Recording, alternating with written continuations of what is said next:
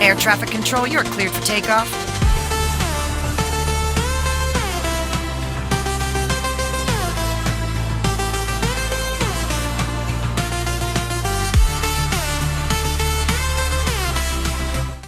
म्हसळा तालुक्यात चारित्र्यावरील संशयावरून पतीनं आपल्या पत्नीला ची गंभीर घटना घडली आहे. धक्कादायक बाब म्हणजे आरोपी पतीनं दगडघूम येथील जांभा दगडाच्या कॉरी लगत असणाऱ्या जंगलात आपल्या पत्नीचं शव फेकून दिलं.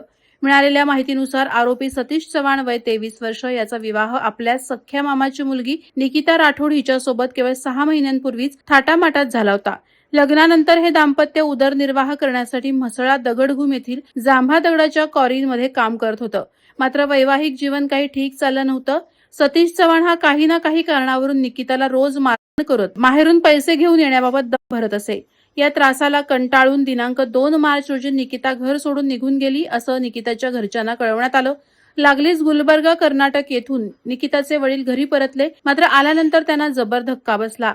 त्यांच्या पोटची पोर जंगलात अचानक अवस्थेत पडली होती. मुलीचे वडील महादेव राठोड यांच्या तक्रारीनंतर म्हसळा पोलीस ठाण्यातील प्रभारी अधिकारी रवींद्र पारखे आणि पोलीस उपनिरीक्षक ज्ञानेश्वर एडवले यांनी तत्काळ आपली यंत्रणा कामाला लावून अवघ्या 12 तासांच्या आत आरोपी पतीला अटक केली.